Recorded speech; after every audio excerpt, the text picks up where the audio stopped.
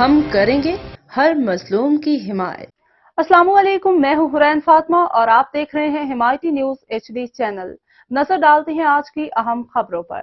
قومی اسمبلی کے حلقہ N 194 لاڑکانہ سے PPP چیئرمین اور سابق وزیر خارجہ بلاول بھٹو زرداری نے کامیابی حاصل کر لی ہے۔ پاکستان پیپلز پارٹی کے چیئرمین بلاول بھٹو لاڑکانہ سے اپنا آبائی حلقہ جیتنے میں کامیاب رہے ہیں اور JUI کے مرکزی رہنما راشد محمود سومرو کو بھاری مارجن سے شکست دی ہے۔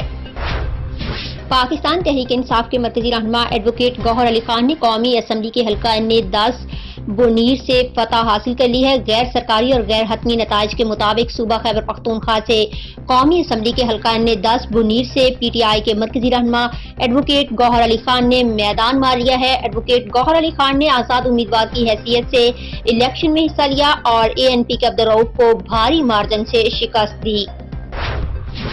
عام انتخابات کے کامیاب انعقاد پر وزارت داخلہ کا کہنا ہے کہ الیکشن کے پرامن انعقاد کا سہرا افواج پاکستان اور دیگر اداروں کے سر ہے۔ تفصیلات کے مطابق ملک میں 8 فروری کو ہونے والے عام انتخابات کے کامیاب انعقاد کے بعد وزارت داخلہ کی جانب سے بیان جاری کیا گیا ہے، جس میں الیکشن کے پرامن انعقاد کا کریڈٹ پاک فوج اور دیگر اداروں کو دیا ہے۔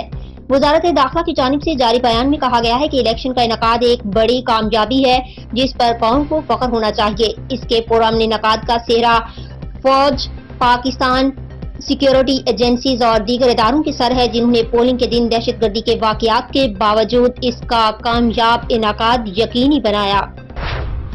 ان حکومت میں آئے گا، پاکستان آج فیصلہ سنائے گا۔ تفصیلات کے مطابق سخت سیکیورٹی حصار میں انتخابی سامان کی ترسیل مکمل کر لی گئی۔ پریزائڈنگ افسر کو مجسٹریٹ درجہ اول کے اختیارات مل گئے۔ عام انتخابات میں 7 لاکھ سے زائد اہلکار تعینات کر دیے گئے۔ پاک فوج کے جوان QR فورس کے طور پر موجود ہیں۔ ملک بھر کے سرکاری اسپتالوں میں عملے کی چھٹیاں منسوخ کر دی گئی ہیں۔ ملک بھر کے قومی اور 4 صوبائی اسمبلیوں کے 855 حلقے ہیں، جن کے لیے ملک کی تاریخ کے سب سے زیادہ 17,816 امیدوار میدان میں ہیں۔